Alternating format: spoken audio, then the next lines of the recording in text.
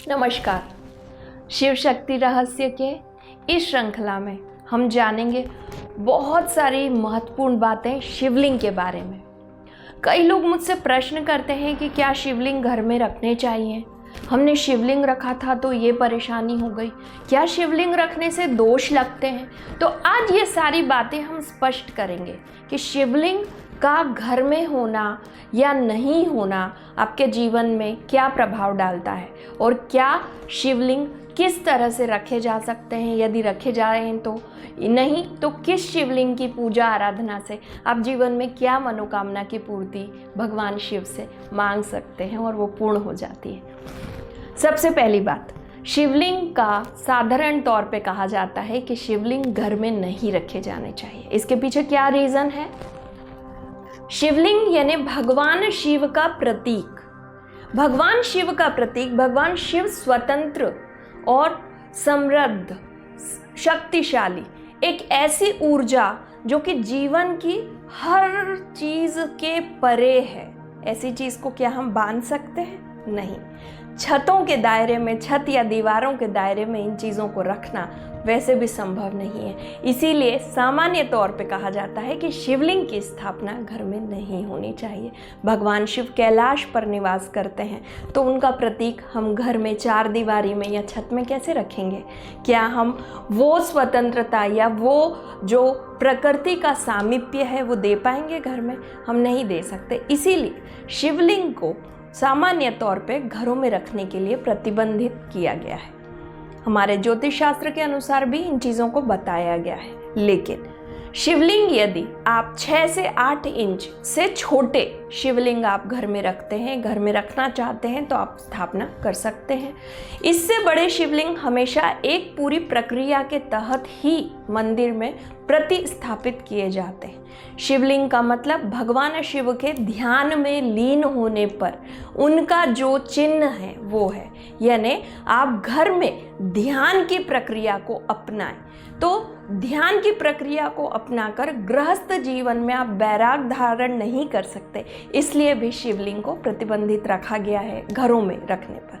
लेकिन इसको एक प्रतीक स्वरूप यदि आप छोटी आकृति के रूप में आप 6 इंच के आसपास घर में रखना चाहें, भगवान शिव की भक्ति करना चाहें तो ज़रूर कर सकते हैं। इसमें कोई परेशानी नहीं है। जैसे मैंने पहले भी बताया कि इससे बड़े शिवलिंग की एक पूरी पूजा प्रक्रिया होती है जो साधारण तौर पर गृहस्थ जीवन में संभव नहीं हो सकती।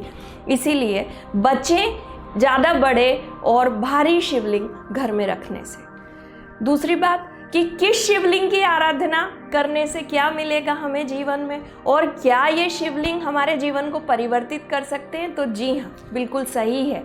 अलग अलग शिवलिंग के शास्त्रों में अलग अलग विधान बताए गए हैं, अलग अलग मनोकामना पूर्ति के बारे में प्रक्रियाएं बताई गई हैं।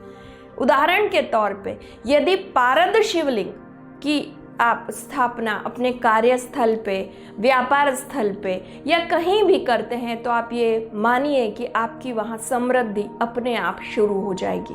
भगवान शिव पारद के रूप में, सामान्य तौर पे पारद यानी पारे की बात कर रही हूँ मैं।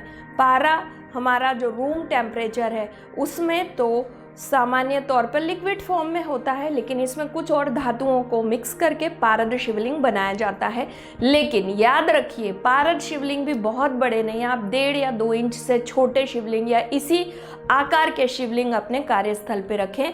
छोटी सी किसी कांच की कटोरी में आप शिवलिंग को रखकर उसको आप समय समय पर अभिषेक कर सकते हैं।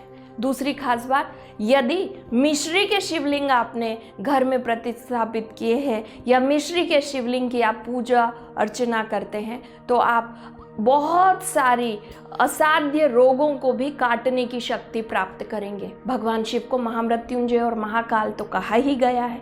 मिश्री के शिवलिंग आपको ये देते हैं। गुड़ के शिवलिंग की यदि हम बात करें तो गुड़ के शिवलिंग यानी आप शिव को सूर्य रूप में भी स्थापित कर रहे हैं। गुड़ भगवान सूर्य को चढ़ाने वाला एक भोग माना जाता है और गुड़ के शिवलिंग स्थापित करने से आप वैभव और यश की प्राप्ति करते हैं। इसी तरह से यदि राहु की दशा चल रही हो तो जौ के शिवलिंग या अनाज के शिवलिंग संतान प्राप्ति में राहु के कारण जो बाधाएं होती है उसको समाप्त करने के लिए ज्योतिष शास्त्र के अनुसार जौ के शिवलिंग या अनाज के शिवलिंग रखने के लिए कहे जाते हैं। आकृति में बता ही चुकी हूँ, छोटी आकृति में रखना है।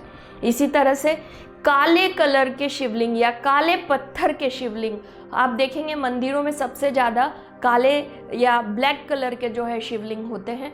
और इन शिवलिंगों पर जब भी आप जल की धार चढ़ाते हैं तो आप अपनी बहुत सारी नकारात्मकता, नेगेटिविटी, हमारे जो विचार हैं, जो ओवर कॉन्शियसनेस है या ओवर थिंकिंग है, हम इससे बच सकते हैं।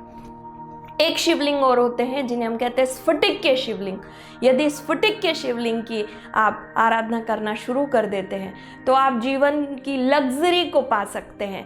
Heights of luxury you can get with the स्फटिक शिवलिंग। सो इस तरह से शिवलिंग, नाना प्रकार की चीज़ों के शिवलिंग होते हैं। और सबसे इम्पॉर्टेंट, पूरे सावन के महीने आप एक प्रक्रिया कर सकते हैं, वो है पार्थिव शिवलिंग, यानी मिट्टी के बनाए हुए शिवलिंग। मिट्टी में रेत मिलाकर और फिर शिवलिंग बनाए जाते हैं। छोटे छोटे छोटे असंख्य शिवलिंग बना के लोग जो है वो नदियों में प्रवाहित करते हैं। इसका दो कारण है, एक तो आप प्रकृति के सामीप्य होते हैं तो आपको बहुत सारी चीज़ें जीवन में आपकी आकांक्षाओं की पूर्ति के लिए बहुत ही महत्वपूर्ण फल जो है वो पार्थिव शिवलिंग से प्राप्त होते हैं।